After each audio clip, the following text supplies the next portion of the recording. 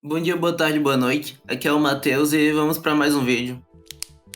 Hoje eu vou falar de Admirável Mundo Novo, que é um livro escrito por Aldous Huxley em 1932. É um livro de ficção científica que foi bem importante para a literatura mundial e que atualmente já tem inclusive status de clássico. Antes de entrar na discussão propriamente dita do livro, eu acho importante salientar que ele se enquadra no que ficou conhecido como grandes distopias do século XX. É um fenômeno literário da época e nele temos obras como 1984, do George Orwell, O Laranja Mecânica, do Burgess, e o Fahrenheit 451, do Ray Bradbury. Só que o que acontece é que eles são mais do que uma ficção científica em si. Eles são bem diferentes de outras obras distópicas, as quais são focadas em narrativa, como atualmente temos Maze Runner ou Jogos Vorazes. Nesse conjunto de obras, os autores tecem uma crítica em forma de metáfora, geralmente destacando temas como a estruturação moderna do mundo e regimes autoritários, os quais em sua época eram cada vez mais emergentes.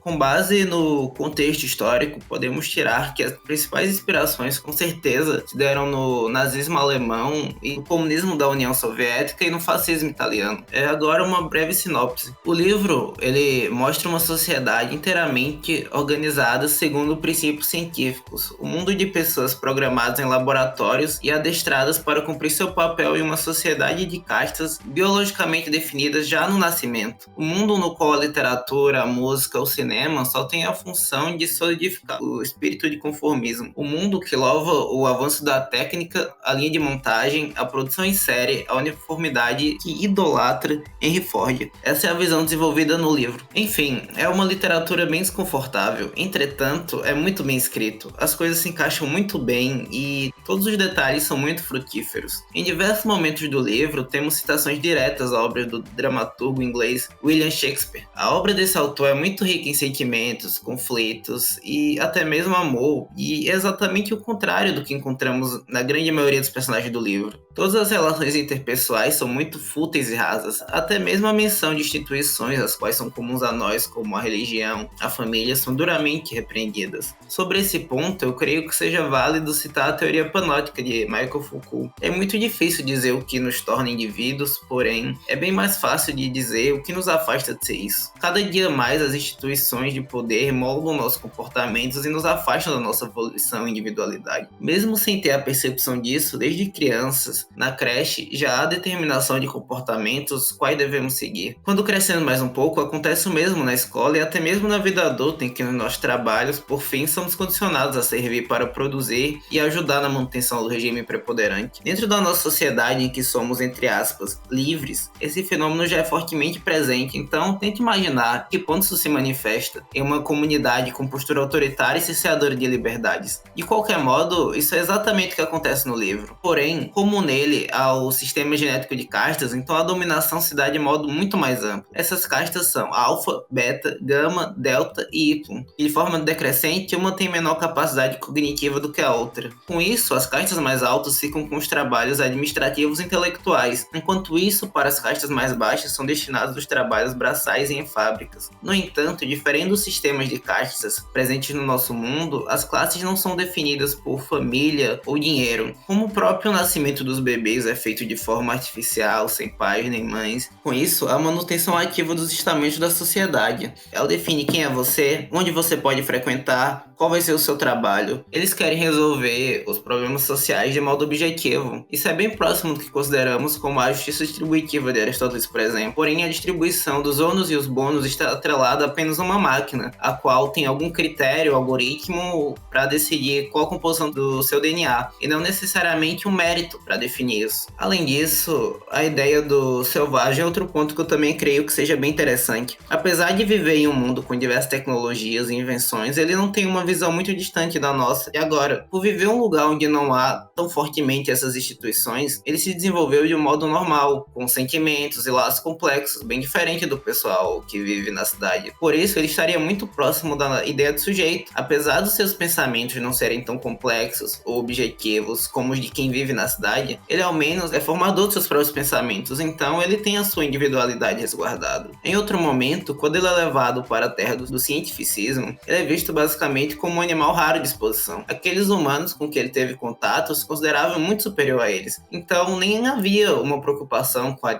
disrupção do sistema ou algo assim. Eles tinham certeza que em algum momento ele cederia como indivíduo e entraria dentro dessa lógica institucional. Mesmo sendo consideravelmente incisivo em seus pontos, o autor deixa espaço para algumas nuances bem interessantes. Em uma sociedade como a do livro, em que a individualidade é mitigada, levando em conta a concepção hedonista, nela é muito mais simples de encontrar o prazer, ou seja, a felicidade. Por conta dessas ponderações, o panorama alcançado é bem maior e completo, isso torna a crítica bem mais complexa e incrível.